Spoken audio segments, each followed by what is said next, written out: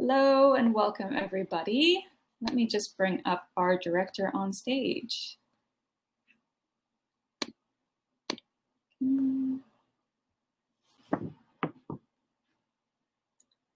Right, bear with me a moment.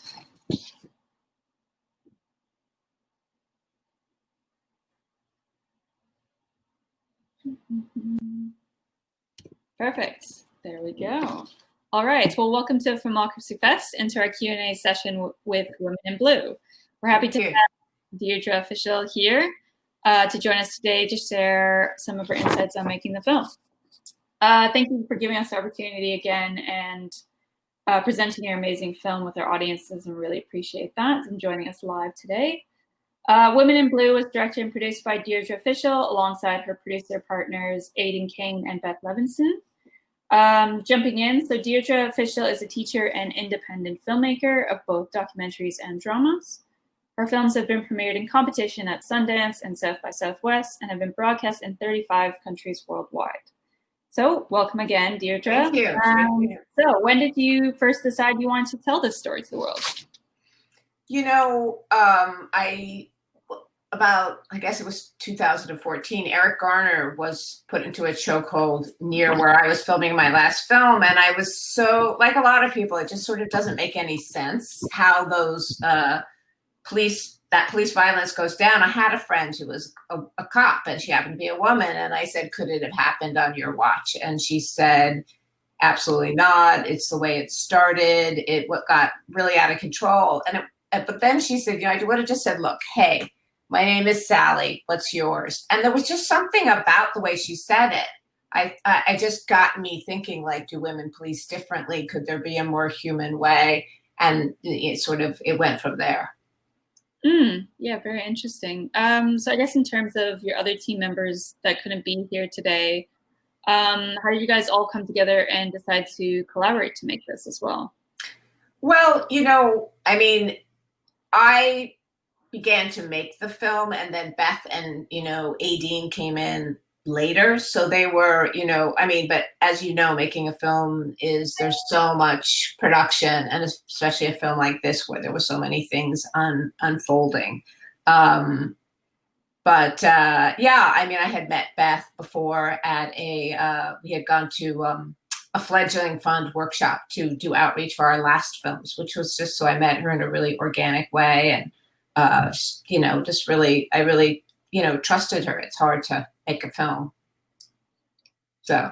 Yeah, absolutely. There has to be trust from all stands and points on the production team, or else it's a bit hard to make a film. Yeah. In that sense. So in terms of kind of the subject matter and everything like that, how did you first come in contact and hear about Janine Harto and gain her trust and get that kind of access? Yeah. Well, when I was thinking, I just knew at a certain point I wanted to make a film that would explore, this question of what women bring to policing. And so I was just looking for a city that made sense to go to. At one point I was looking at Pittsburgh because they'd had a huge rise and then fall. And then I found someone who said, well, you should make it Minneapolis because of Chief Harto. And the crazy thing is, I was talking to her assistant chief, who was a woman who actually just left literally as I was getting there. And I was sort of struggling for a few months to convince her. And then she said, well, I should talk to Janae. And I thought, well, and literally she told Janae, and I was there a week later. Janae wanted that film because she had been thinking for a long time that women could be part of reform. And so the chance that a filmmaker was going to come and try to elevate that subject was very exciting to her. So she just literally said, come next week.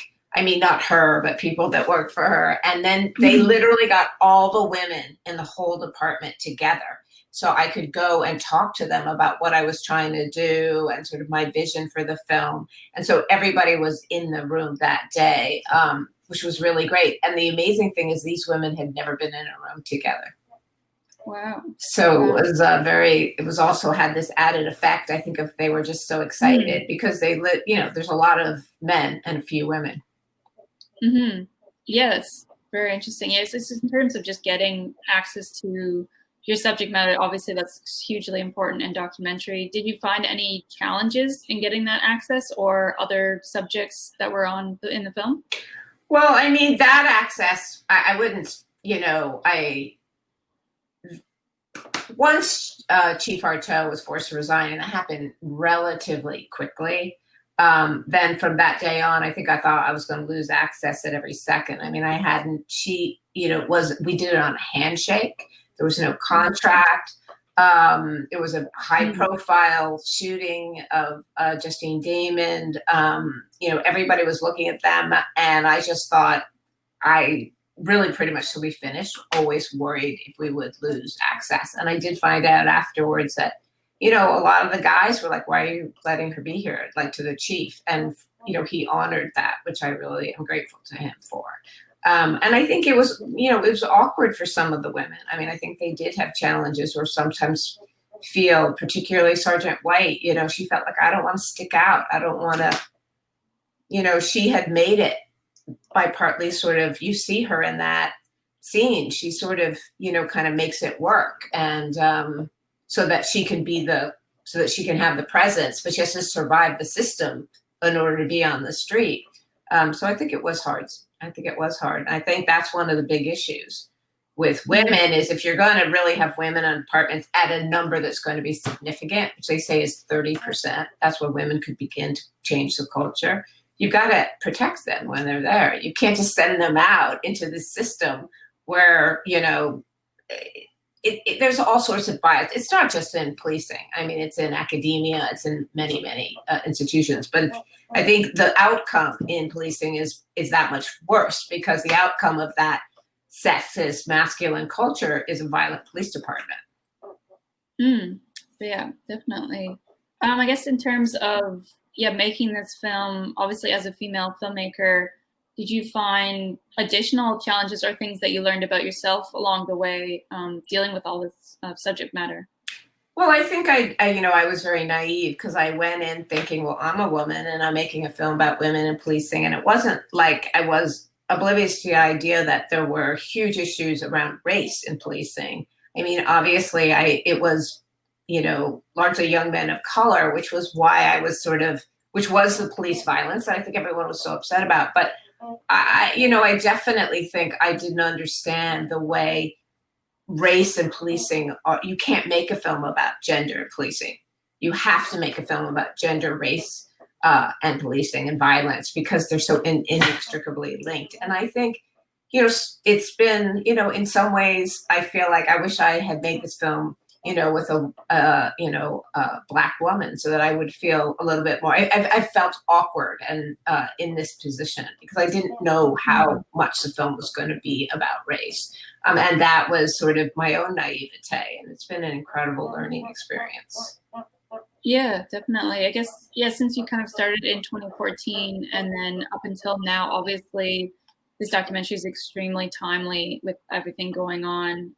Is there things, just so you can maybe break down the timeline about if there's certain events that unfolded and influenced the documentary completely in the filmmaking process?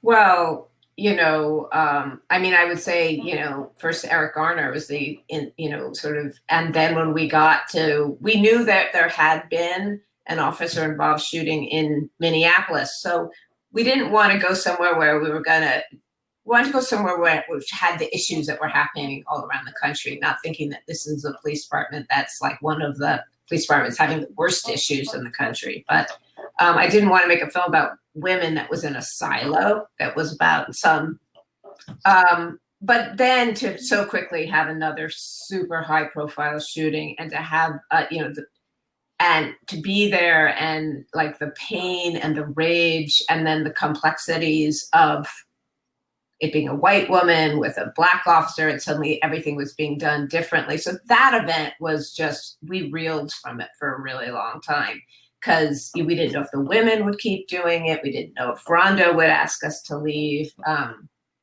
And the ramifications, if you see the film, go on for a long time because the whole department shifts and then, some of the women start to jump ship. So it just felt like we never could, it was always changing. Like, so many times they say in documentary, you just want a film that like has a few changes.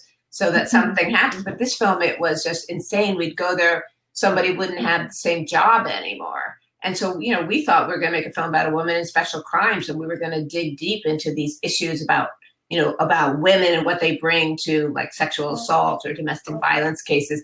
Suddenly she's in internal affairs. So anyway, it was definitely a film that was, there were a lot of events, and I just think it shows how out of control that police department has been, and many police departments are, you know.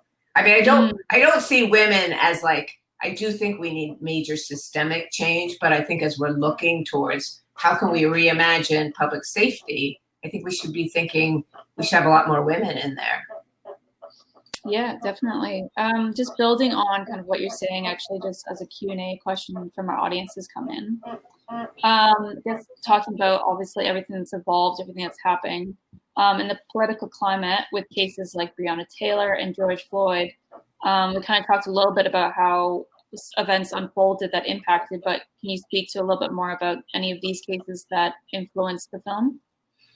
I mean, I think that there was just the Breonna Taylor case was so horrific because for a long time it wasn't getting any attention. I feel like it's gotten a little bit more attention recently, but there were just so many things. There was the Ahmaud Arbery, and there was the Central Park case, and there was George Floyd, and there was Breonna Taylor. And I just think, I mean, as if George Floyd brutal murder wasn't enough, I just think it was a wake-up call. I think a lot of people woke up. I think, you know, and I know Nikema in the film says, well, shouldn't have taken this to wake people up. And that is just how entrenched I think systemic racism is that, you know, we hadn't even begun to see the layers of it.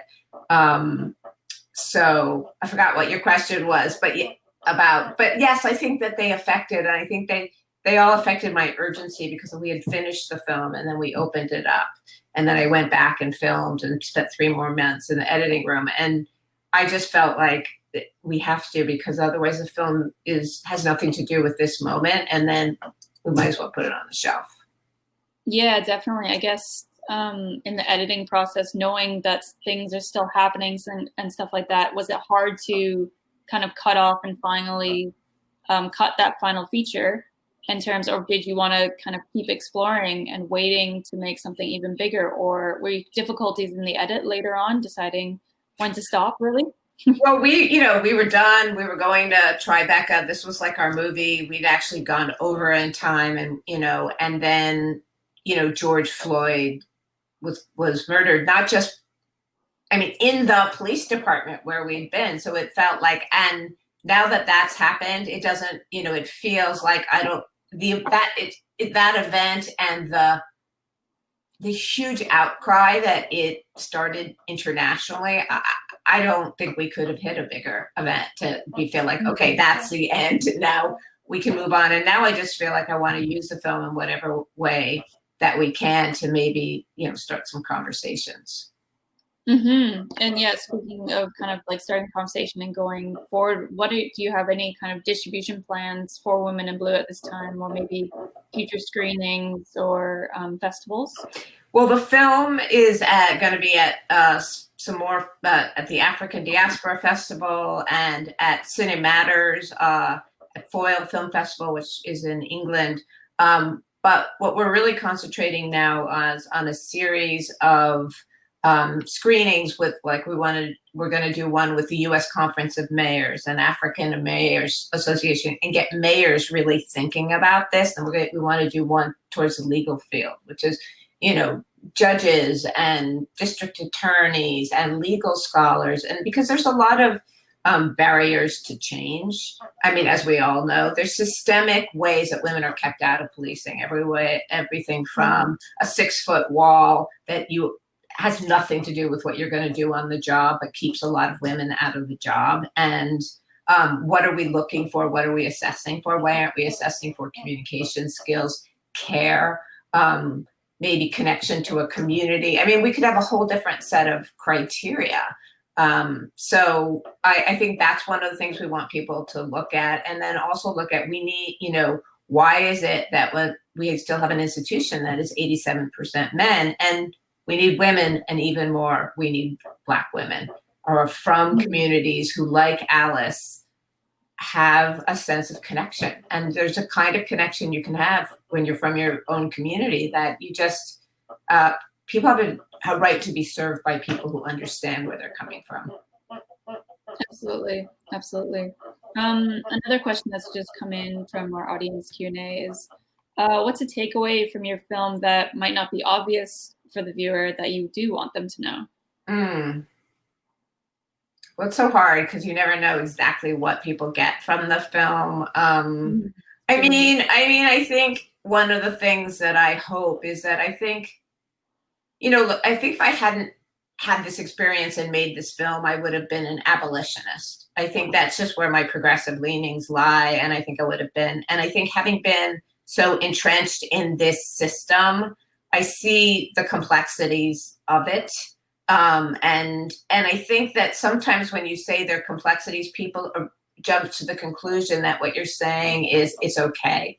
You know what I mean? Or if you're even talking about police and you're saying that maybe if we continue to have police departments, at least in the short term, we should think about bringing in women as a solution, that you're kind of protecting the police in some way. And I just hope sometimes that the conversation can open up to what are some strategies, short term and long term, to helping to detoxify an institution that was born on slavery and is doing a lot of damage.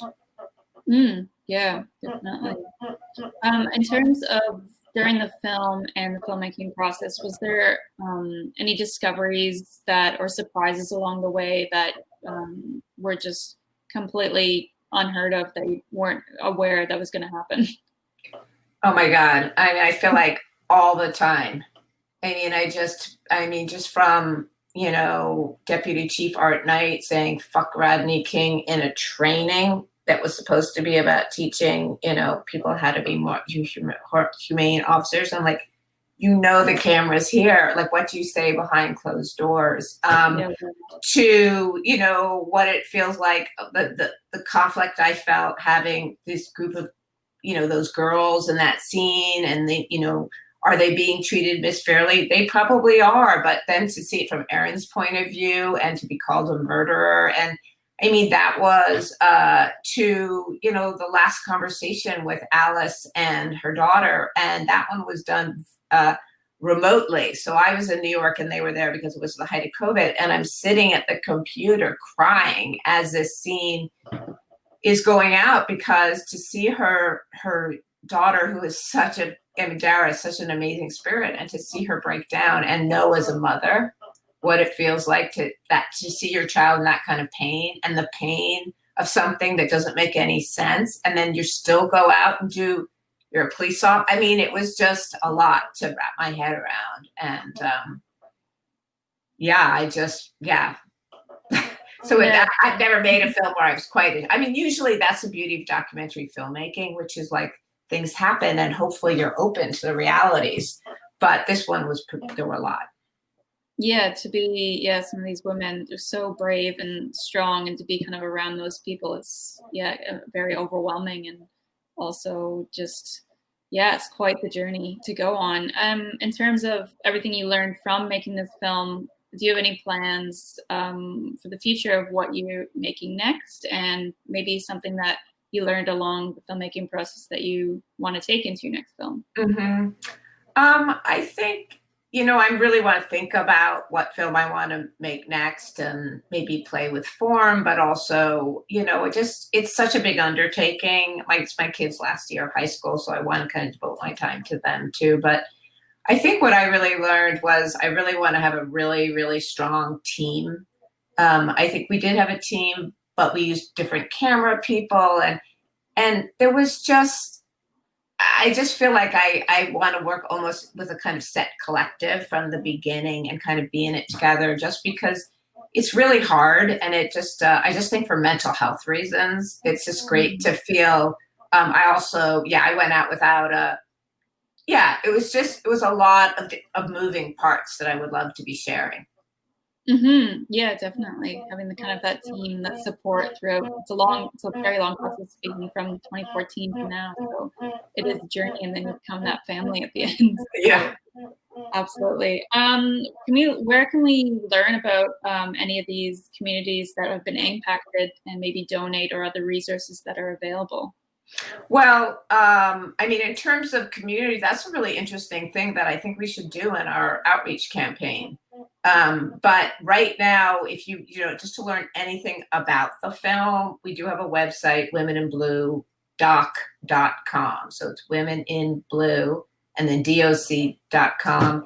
And you can read about future screenings. And as our outreach campaign unfolds, there'll be like lots of information about that. And, we're hoping eventually that there might even be, like an ACLU. We'd love to get them involved in looking at what are the barriers that are keeping women out. So, we're hoping that one day we'll have actual actions that people can take, but it's very embryonic, this issue raising into kind of a movement. But I have to say I'm hopeful with, Biden-Harris administration. I think this whole notion of bringing women into public safety has obviously a far better chance.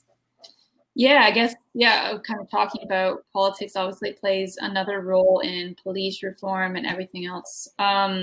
Is there, more you kind of want to add to that, and maybe your hopes for the future of maybe things that might change? Well, I think there's so many things that needs to change. I mean, I think you've got a union that is really reactionary, and until you diffuse the power of that union, they're like literally on opposite sides. So, they are, what does he say? Ask them, tell them, make them. Like, they don't believe in de-escalation. And there is a huge amount of racism. I mean, there is a whole strain of white supremacy in the police department for sure. And it's lodged very strongly in the union. So that's a huge thing that I think we have to take away. I think we have to look at what are the criteria, who's going in, are they people of conscience that care about people, or are they happy to hold a gun? I mean, you could debate whether or not police officers have guns, but I think we have to, for me, if it was public safety, taking care of people. I mean, I hate the word law enforcement because it's we've got so many people that are in jail for things that they shouldn't be in jail for. So what are you enforcing? So then you've got a whole criminal justice system, so women are just the tip of the iceberg, but I feel like we're going to stay in our lane because I think, me and sort of my impact campaign believe that that's a small thing that could change, and why not push for that? Yeah, kind of just hearing you talk more about it. Do you feel, obviously there's so many more kind of paths and avenues you could take, as Women in Blue would be kind of the starting point. Is there maybe future films that you would like to continue to explore some of these politics? Yeah, that's a good idea. I mean, I think we just finished film in October. So we're really, really gearing up because we're I don't know if I said this before, the film will broadcast February 8th on PBS's Independent Lens. So there's a lot of gearing up and doing stuff for that date. But yeah, I mean, I think it's, once you look into the systems, it's a little scary because there's a lot of work, there are probably many, many films to be made about criminal justice. So I wouldn't be shocked if that might be something that I would do again. Yeah, definitely. I can see that happening. So we're kind of coming towards our end here. So I'll just throw it back to one more kind of final audience Q&A from Kim, saying, what are plans for future movies like this one? What do you kind of see the future of documentary in this space? Maybe speaking to, are they going to be theatrically released? Are we going to see these more on VOD? Do you have kind of maybe just speaking into documentary in general? Yeah, I mean, I definitely think that, you're going to see films like this one on VOD, depending on, but I think what you're also going to see, I really believe this, and I think the time had come, but I think it got kind of stumped with Trump, which is that documentaries that are actually really can help navigate political change and ally, because I think that people can relate to stories And I think, we're also saturated with information. So, I do really think it's a form of long format journalism that's really needed. And needed by, obviously a much more diverse group of people. And but I do think it's powerful. I mean, I saw a documentary, I understood Class in America. I mean, because I understood from an emotional point of view the other point of view, and I think that that's what films can do. I know it sounds very, kind of sweet, but it can put you in someone else's shoes, and that can be a real wake up and a real aha, like, oh my God. Yeah, absolutely. And I believe, like, I've definitely found that message came across in Women in Blue. So just having that voice and being able to tell those stories, and the more people that see it, as filmmakers, we got to hope that change can happen, and that's what we can do. But I hope to see more films like yours take place and get the bigger audiences. So that being said, thank you for joining us. Thank Is you. there anything you want to finish off, wrap up with saying? Maybe, I think you mentioned the website or other social media links we can follow the film. Yeah, everything is womeninbluedoc.com, Instagram, Twitter. But I also want to thank you, whoever you are out there, because I was just saying to Aaron before you came on that most film festivals do not do a live Q&A. So there's zero interaction except for, with the programmer. So I thank you. And I really thank you for your questions. Yeah, definitely. We're so happy to have kind of a live interaction. It's amazing. Yeah. Is here. So thank you again for joining us. Thank you. To share more about your work, and we wish you all the best and hope to see you again over the course of the fest. And to our audience, thanks for joining us for the Q&A for Women in Blue, and be sure to vote. Thank you. Bye. Bye.